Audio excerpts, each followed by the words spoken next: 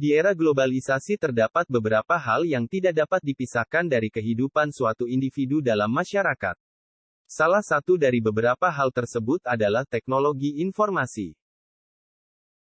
Semakin besar pengaruh teknologi informasi dalam kehidupan manusia, maka semakin besar pula risiko teknologi informasi untuk disalahgunakan. Oleh karena itu, pemerintah mengatur teknologi informasi dalam hukum. Apa itu UU ITE? Undang-Undang Informasi dan Transaksi Elektronik merupakan undang-undang yang mengatur tentang informasi elektronik dan transaksi elektronik. Tindak pidana dalam kejahatan dunia maya antara lain konten ilegal, kesusilaan, perjudian, pencemaran nama baik, berita bohong, dan lainnya. Terdapat juga kegiatan transaksi ilegal, gangguan data atau pencurian data, dan gangguan terhadap sistem. Untuk ini, kita akan membahas kasus dokter dan aktivis media sosial Dr. Richard Lee dan Kartika Putri. Dokter dan aktivis media sosial Richard Lee resmi ditahan sejak Senin 27 Desember malam terkait kasus sukses data secara ilegal. Kepala Bidang Humas Polda Metro Jaya Kombes Pol Indra Julpan mengatakan polisi sudah resmi melakukan penahanan terhadap Richard Lee. Namun, untuk detail penahanan akan disampaikan hari ini, Selasa 28 Desember. Perseteruan antara Richard dengan Kartika bermula saat dirinya mereview krim kecantikan Helwa dan menyatakan bahwa hasil pemeriksaan laboratorium produk tersebut mengandung merkuhidrokunion. Menurutnya, produk tersebut mengandung hidrokunion tinggi hingga 5,7%, padahal kata dia batas dari kandungan itu hanya 2% dan perlu pengawasan dokter. Kartika kemudian memprotes video Richard yang tak terima karena produknya disebut abal-abal. Dia pun melayangkan somasi 2 kali. Richard kemudian mengunggah video permintaan maaf di YouTube-nya. Hanya saja Kartika tetap melaporkannya ke pihak berwajib.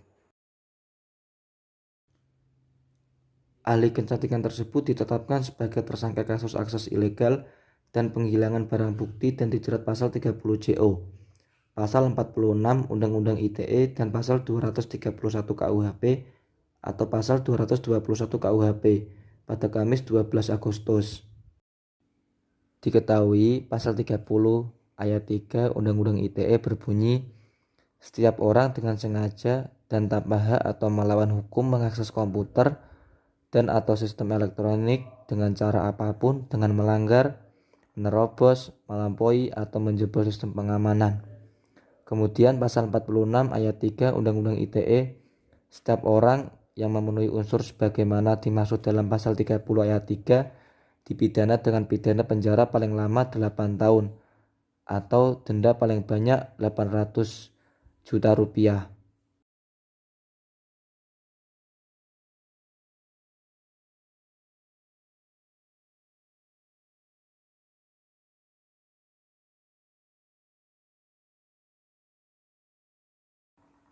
Pasal 231 KUHP, barang siapa dengan sengaja menarik suatu barang yang disita berdasarkan ketentuan undang-undang atau yang dititipkan atas perintah hakim atau menyembunyikan barang itu, padahal ia tahu bahwa barang itu ditarik dari sitaan atau simpanan itu, diancam dengan pidana penjara paling lama 4 tahun. Pasal 221 ayat 1 angka 2 KUHP.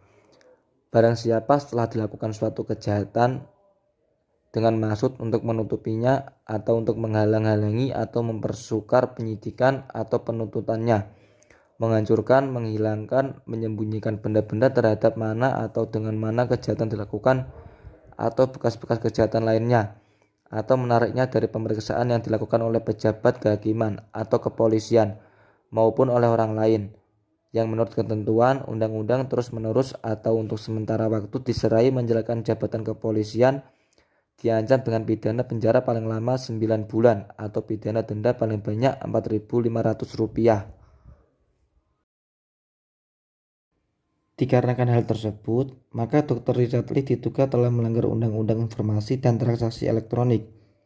Penahanan secara resmi dilakukan sejak Senin 27 Desember, supaya dokter yang bersangkutan bisa memenuhi pelimpahan berkas perkara ke kejaksaan lantaran seluruh berkas penyidikan terkait kasus dugaan pencurian data dan akses ilegal tersebut sudah lengkap.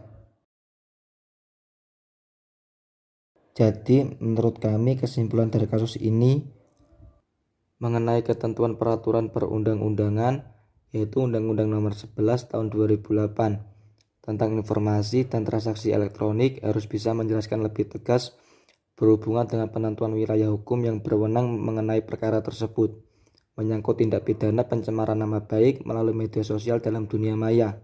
Sangat kabur batas wilayahnya dan agar hakim dalam menangani perkara tersebut tidak kesulitan berkaitan dengan kompetensi wilayah hukum pengadilan negerinya.